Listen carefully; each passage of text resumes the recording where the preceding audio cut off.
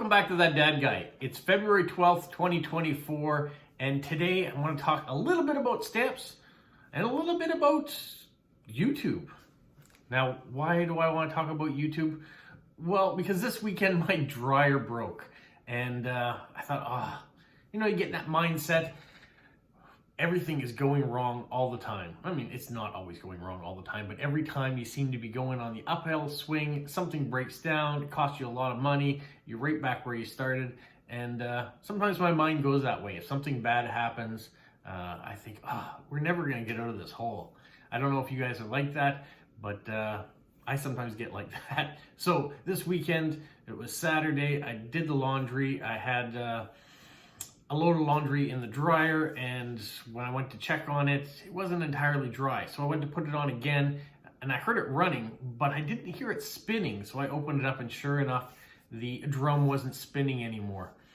So I thought, oh no, what's gonna happen now? Do we need a new dryer? Haven't had this one all that long. So I took a minute, and my wife looked at it and thought, okay, I mean, she was the calming factor in that discussion. As I said, I'm not going to deal with it now, and I go sit down. She looked at it and then said, oh, I wonder what it could be. And I mean, it's a simple enough question. I wonder what it could be. So I went on YouTube and I looked up reasons why your dryer drum won't spin, but you're still getting heat. I found a quick 1.5 minute video that showed how to open up your dryer, how to take it apart, and what to look for. And it was suggesting that it might be the dryer belt that was the problem. So sure enough, I followed the tips. I opened it up, I turned off the power. I learned that the hard way trying to unplug the dryer once, and it gave myself a real big shock. So I went down to the breaker, turned off the power, and then I took out the 4 screws. That's all that's really holding it together. And then you could see the front, and sure enough, the belt had snapped, and that's why it wasn't spinning. So from there, I went online and tried to figure out what size belt, and I guess sure enough, belts are all different sizes for all different types of dryers. So I let it be. I said, okay, I can't do anything about it now. It's the weekend. Sunday, the place that I wanted to go to was closed. So today after work, I stopped by, and I went in, I said, I'm looking for a dryer belt. I brought the old one that was busted. They said, where's your lint trap? I said, it's on top. I went in the back. They said, okay, here's the dryer belt that goes with that kind of dryer. They've been making them for 50 years. They haven't changed them. Great. Then I went home. I followed the YouTube clip on how to do it, put it together, put all the bolts back in, turned on the power, and bam, it works fine. It cost me $23 to fix the dryer myself. I stressed over it for no particular reason, but YouTube came to the rescue. There always seems to be a way that you can go on, find little things, shows you how to do it. For example, another thing that happened not too long ago, we have key fobs for our vehicles, and the battery was going in one of them. So how do you change a battery? Go to YouTube, 30 seconds later, you know exactly what to do. It's very easy to do, and only costs you the price of a battery. So there's my little plug for YouTube, being on YouTube. And I don't know how many of you guys do the same thing. If you have a little thing to look for, go on YouTube first, see if there's a fix or a workaround or a solution on there by a professional or someone at least knows what they're doing. And you can do it yourself and save you some money. So that's what I did. All right, let's get to part 2 of why I'm doing this video today. It's because I received this letter in the mail from Singapore last week. It comes from Young, and he sent me a nice letter saying that he was a stranger, but he collects stamps. He enjoys watching my video clips on stamp collecting, and he enclosed some Singaporean stamps to add to my collection. So thank you so much. I'm going to show you those stamps. I think it's great when people are proud of where they're from and want to show it off in the stamps that they produce. There are fabulous stamps around the world, and I'm so happy to be able to showcase these ones today from Singapore. This one I find, well, one is very beautiful with the colors, but it says for local addresses only. So is it a domestic rate stamp? Is that what it means? Or is it even more local than that?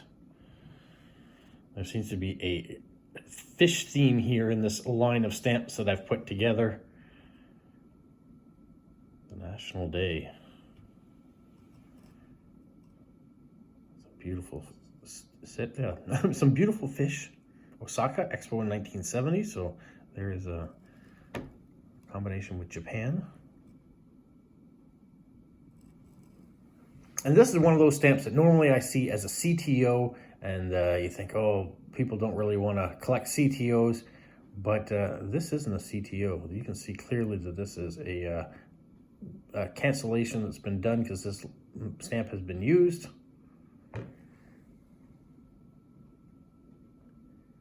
Some really nice colors in these stamps. The Concorde Supersonic. I remember when the Concorde came to Moncton. The president of France flew into Moncton on the Concorde. This one he sent 2 of, that's why I've got them one on top of each other for Parks and Gardens, Singapore. And then here we have a bit of a collection. You can see the traditional costumes.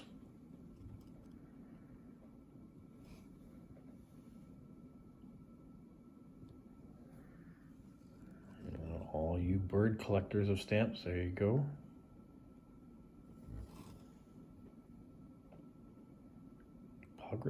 Progress through regional cooperation. Need a lot more cooperation out there. That's a nice one too. And these are really long rectangular ones. I recently watched a video about the King's Temple. Thang Hok Keng Temple. You know, these ship stamps. There was one on the envelope as well. And then a circular stamp. I'm sure he knows that I enjoy all different shapes and sizes to stamps. 100 years of telephone service. I wonder when that came out.